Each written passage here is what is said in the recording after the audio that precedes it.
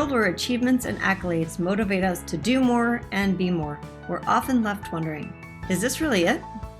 Deep inside, you know there is more to life. You're ready to leave behind the old, push your way through, and claim the deeper life that's calling you. That's where we excel. We're your hosts, Stephanie Allen and Maren Oslak. And this is the Soulful Leader Podcast. Sit back and relax as we share the shortcuts we've uncovered to help you make shift happen.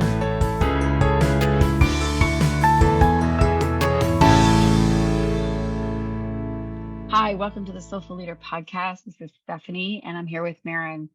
And I'm going to be really transparent right now. I just had a really hell of a week. You ever have one of those weeks when you set out with expectations of the way it's going to be, and then it completely goes sideways?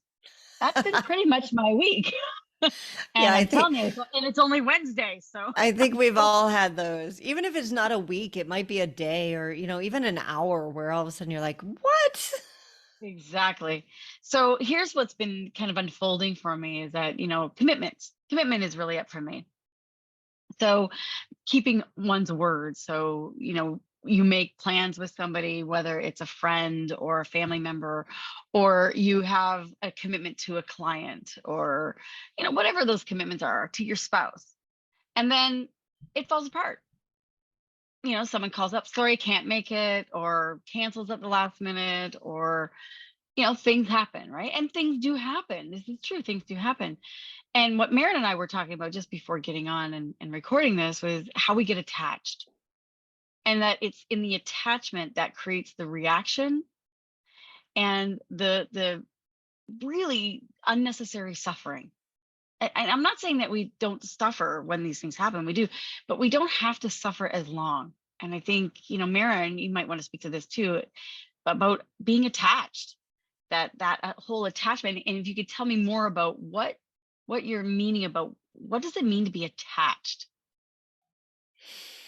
When I think of attached, so you mentioned like we have an agenda. We have, okay, my day to day is I've got this meeting, and then right after the meeting, I have enough time to get to the store, and then from there, and it's a domino effect. Our day or our week is a domino effect. And then when something goes sideways, say for example, the meeting gets pushed back a half an hour, and now I don't have time to get to the store. So my attachment was to that this was going to happen in a certain way and time, and now I don't have that time available, right? If I were not attached to it has to look like this, I actually can open up space for, well, maybe there's another option. Somebody else could go to the store for me, because something will usually show up almost always when we allow it, when we're not in this is what you were talking about, of the suffering, when we're not in the attachment. Oh my God, I'm screwed. That's the attachment. I'm screwed because I can't. And now I feel sorry for myself, and I'm in drama, and you're a total victim. I'm in victim conscious. Yeah. So there's no space for a white knight to ride in. My white knight happens to be spirit. So I'm not looking for somebody. When something like that happens, and we were talking about this earlier, it's a practice. This is something that I have practiced over the last 25 years, so that now when something like that happens, there is that initial like, ugh. And then I think, well, something else wanted to happen. Space was just made here instead of there, before the meeting instead of after the meeting. Why? So that what? So this is something that you're bringing up is like, kind of like letting go and letting come kind of thing. Like, like you have to let something go in order to let something new to come in. And sometimes in the airy fairy spiritual world of woo woo, people say, well, if it's meant to be, it's meant to be. It'll just happen. That drives me crazy too, because I know you're not saying that's what you did. You're actually telling us about a practice that you have that allows you to stay present in the conversation with spirit. Right. Of like, okay, so spirit has a commitment for me. And this is again talking about commitments, because we can commit to our lower self or our people pleasing adaptations so that we'll never abandon self. There's that self that we get committed to, but then there's also the higher self of spirit, that there's something greater, more beautiful that's calling to you. And that takes work. That takes a practice. It doesn't just, oh, well, if it's meant to be, it's meant to be, and it'll all happen, and it'll all work out, fluffy, fuzzy. You know, it, Right. yeah, if you To could tell me, us more about that practice, that would be here's, helpful.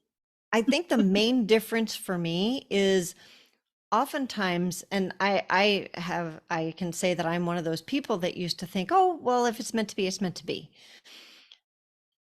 That's a starting point. That's what I think of as a starting point. You then have to ask deeper questions. What is it that's meant to be? Why was I doing X, Y, or Z? Like it leads to a cascade of questions. And if I don't take the time, make the time, invest the time to explore those questions, then I'm a cork floating on a river of wherever life is going to take me. And Yeah, right. That's the airy fairy, because it doesn't take it deeper. It doesn't ground it anywhere.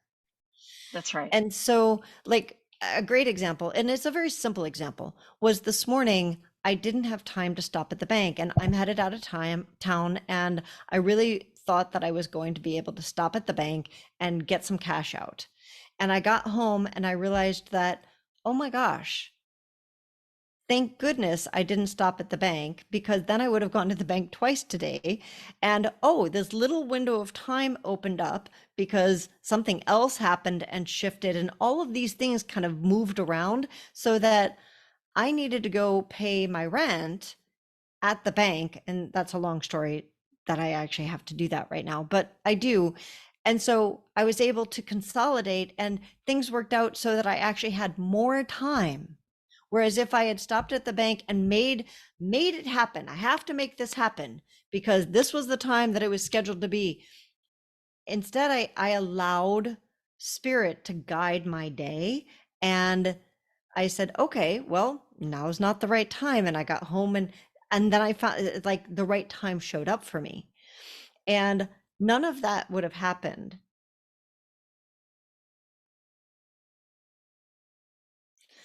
So none of that would have happened if either I had pushed through and said, no, I have to get to the bank right now, and then it would have made me late for a whole cascade of things, or if I had just said, oh, if it's meant to be, it's meant to be, right? And so either of those, like, kind of, they're extremes, right?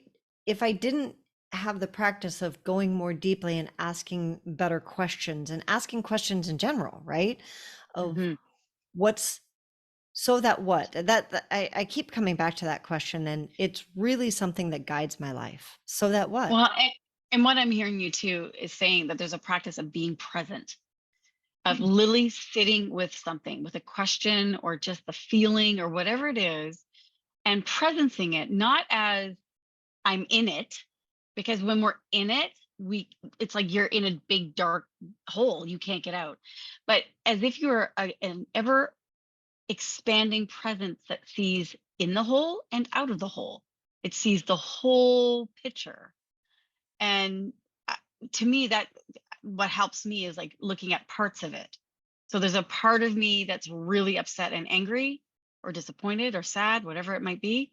And then there's a part of me that's relieved. So Yeah. when your day went sideways today, when your week went sideways today, um, what was your process that you went through?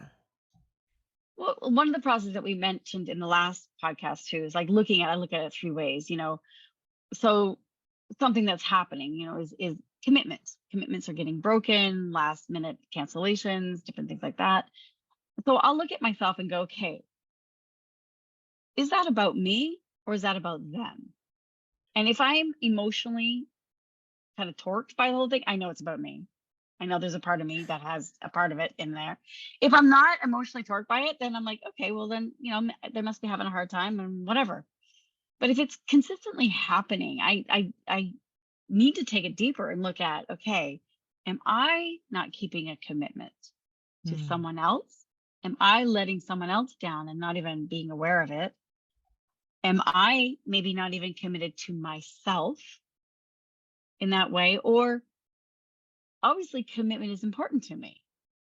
So that would be the third way, is that commitment is really important to me.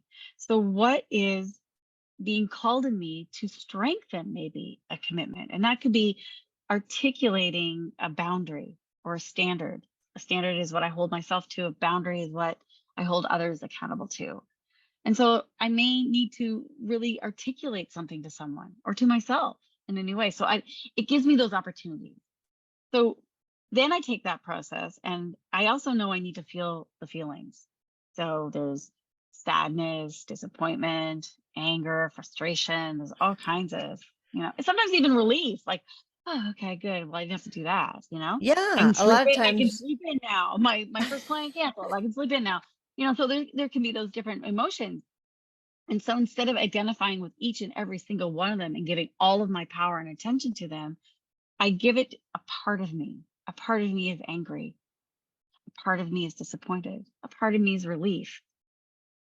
And when I give it to a part of me, then I can almost separate that outside of myself. And this is kind of my process as I see the big picture, as if I'm watching myself go by. I'm watching myself be angry, or I'm watching myself be disappointed. And I'm looking at that self with loving kindness and saying, what is that self needing? Mm. And is that self that's really upset right now, hurt, angry, whatever it is, how old is that self? Is she a little girl? Is she a teenager? Is she feeling like a victim? And what is she needing? And not needing from other people, but needing from me, from myself, or from the loving essence that has within myself. And so I will go to that part and say, well, what are you needing? What can I do? What are you needing from me? Not from others, from me. Now, isn't that interesting? Because what's been really up for me this week was commitment. And as I do that practice, I'm actually making a recommitment to a deeper part of myself. Mm. I'm actually recommitting with love and kindness to actually be present to myself. And maybe that's why all this stuff happens. I think sometimes we think, oh, it's my fault. I'm not committed. So therefore I'm attracting. It's karma. What Right. goes around comes around. Yeah, sure. Sometimes that's true. And sometimes it's not. Sometimes it may be calling me to a deeper level of love and commitment to myself or to another. Not to say that I'm not already loving in commitment to myself or another, but that there's a higher calling of it. So that's a pretty deep practice. And it is important to feel those feelings because those are the gateways. Those are the entrance points into being present to what your question is what wants to happen. Yeah. It's so interesting because one of the things I do want to point out is you've got two levels of an exercise there. And sometimes we don't have the time or energy or space in that moment to go in and ask the questions of the parts. So the first part of the exercise was identifying the fact that this is not me.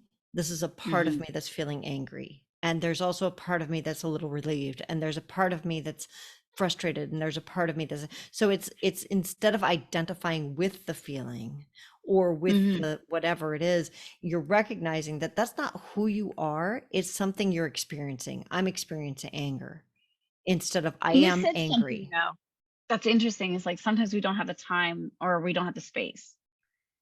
And yet that is the practice because you might not have time or space, but even taking literally a minute or 2 minutes is going to actually make more time and more space for you. So that was, yeah, exactly. So this is the point of Mm. like you can in a moment Right. disassociate from that feeling instead of saying that's who I am. I'm walking into a meeting, something goes sideways, and I don't have a chance to do the second part of what your exercise was, right? So I don't have a chance to actually go in and talk to the part of me that's feeling angry. And instead of walking into a meeting feeling angry and owning it of I am angry, recognizing a part of me is angry. That means a part Exactly. of me is not angry. And I That's can right. go back and look at that anger later, and I can walk into the meeting without that reaction, without that anger, because I have, Exactly. that's what I And the mean by realization, the the two realization, layers. yes. And the realization that you even recognize that you're angry Huge means difference. means you're not angry. Means Exactly. there's a part of you that isn't angry because you wouldn't be able to see the anger if you were all of the anger. There's a Right. part of you. It's a part of you. And that's what you were Because there's saying. a you that's conscious. Yeah. It makes the space, that one moment, that one decision of like just shifting your thinking. It's even just thinking, shifting your vocabulary. Bingo. Exactly. So there are Exactly. two ways that I shift Learning how my to catch the vocabulary. language. Yeah. Learning how Right. to catch your language. First of them all is a part of me is, or the second one I use is I am experiencing. So if I am experiencing anger, now I am not angry. I'm not owning it. It's something that I'm experiencing, which means I have a Mhm. choice. I have a choice to not experiencing, right? So That's both right. of those create space. And then at a later And time, transcend the victim. Because the yeah, minute you get caught into the victim mode, you are literally going to have to find somebody who's going to be the persecutor. You have to make someone wrong for it, right? There's a right and a wrong, and there's a good and a bad. Only good will come, only bad will come. You know, so you end up in that triad of a hero and a persecutor and a victim. Mm. That's you play out, and that is just so miserable to hang out in there. But the minute you change your language, the minute you practice catching it, so even if you say, "Oh, I'm so freaking angry," what the hell? You can go, "Stop. A part of me is really angry, and I want to honor that part." Yeah, Okay, there's a part of me that's really angry right now. Let me just be present to that. I mean, this can take 30 seconds. Let me be really present to that. Yeah. Oh, wow. Wow. She's really pissed. And I could make friends with her and go, "I'm so sorry you're angry. Tell me, what is it that makes you so angry?" And she was, "I'm so angry because, I put a lot of time and effort and energy into this, and then they canceled. They didn't even consider my feelings or any of this stuff. And yeah, I can hear you're really, really pissed. And you also sound like you're really hurt too." "Yeah, I'm really hurt too." "Hey, so there's a part of you that's really hurt." This is my dialogue with myself, by the way. And that part, as soon as it's heard, it, most of us, don't we want to be seen? We want to be heard and we want to be loved. Mm.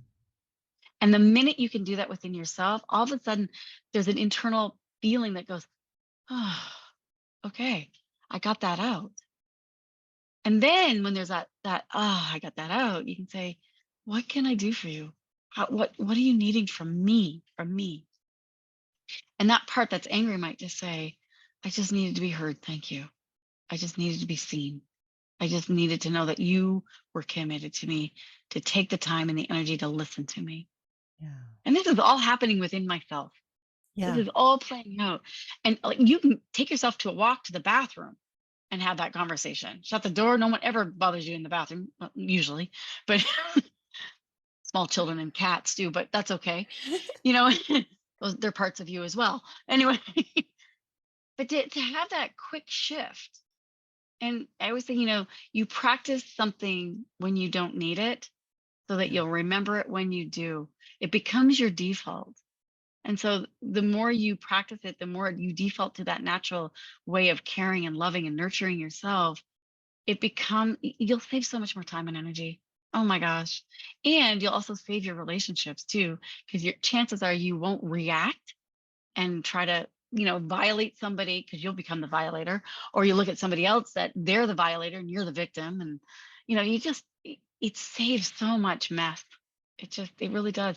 And it isn't easy. I'm not saying that this is an easy process. It isn't. It takes practice. And just like grade school, you think you passed grade 4 math and you're a genius now. Now you're Einstein. And then you hit grade 5. And then next thing you know, you're in grade 12 and the math doesn't get any easier. It actually gets harder. And so that whole mind shift in our minds of like, "Oh, it's going to get easier." It's like, no, it gets harder because you're getting better. It's again changing that narrative inside. It's like you're actually doing things really well if you're getting Well, challenged. and I will say, yes, you get more challenged, and I do think that it does get easier. So you just told me a story yesterday. The story you told me yesterday was about a client of yours who got locked out. of there that you host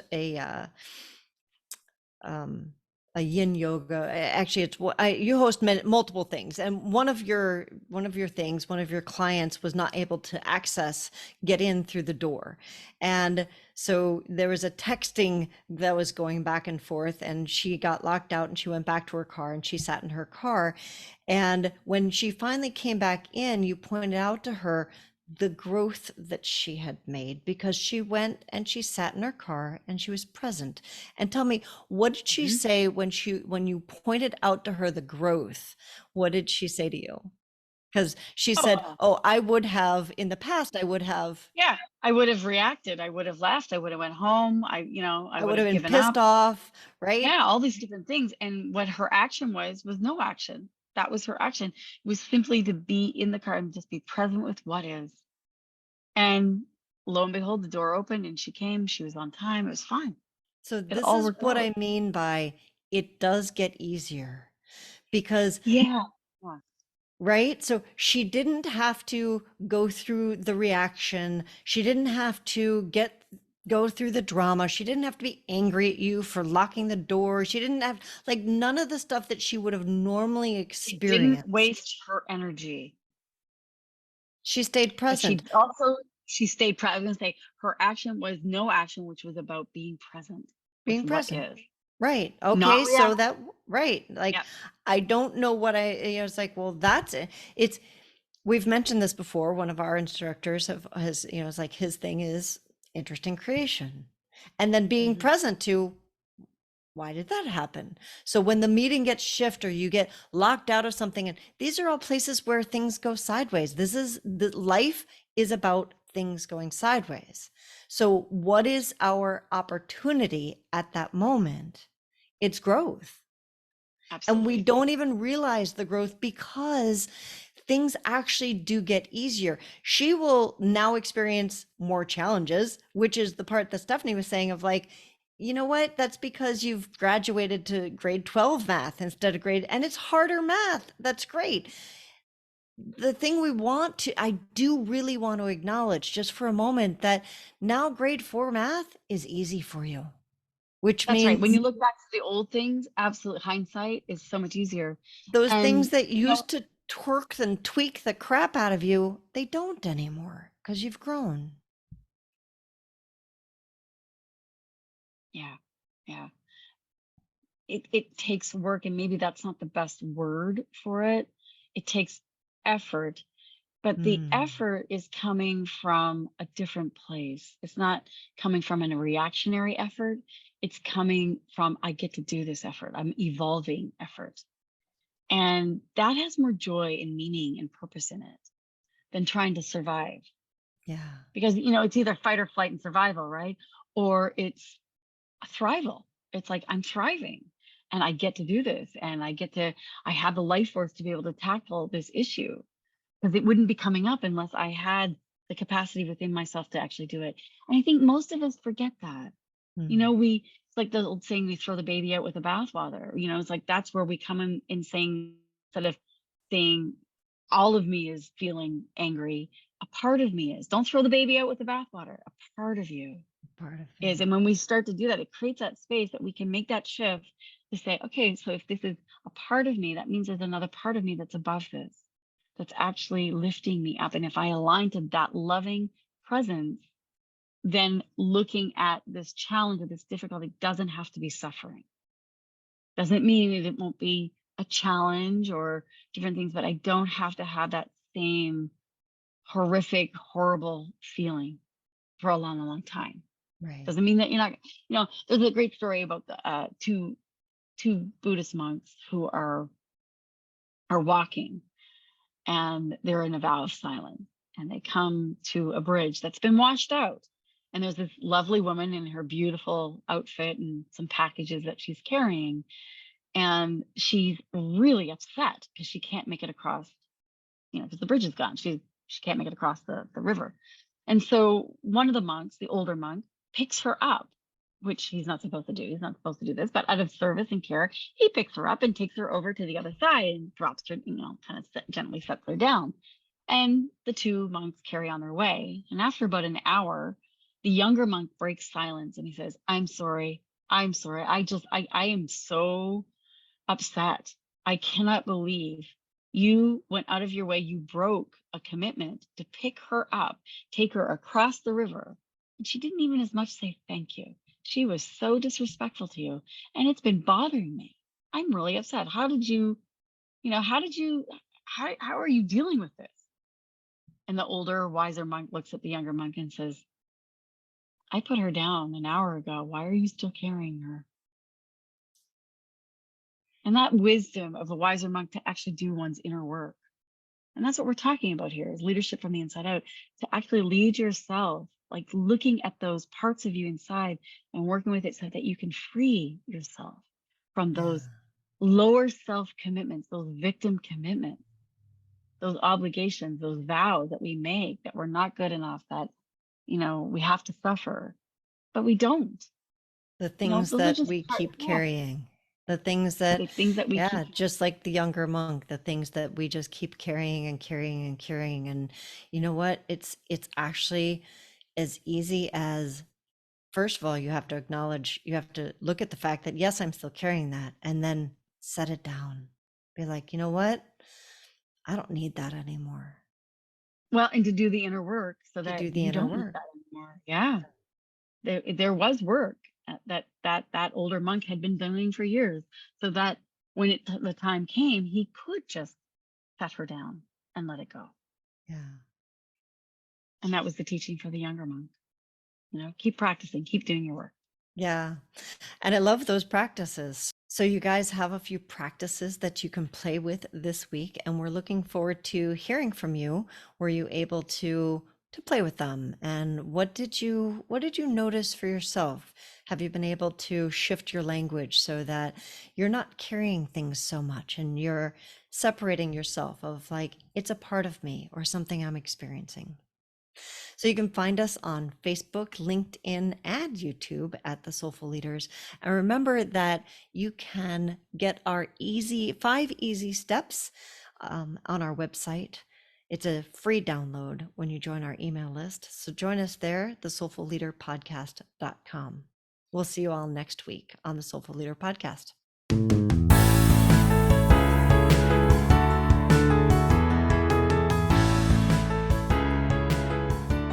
And that wraps up another episode of the Soulful Leader Podcast with your hosts, Stephanie Allen and Maren Oslack. Thank you for listening. If you'd like to dive deeper, head over to our website at thesoulfulleaderpodcast.com. Until next time.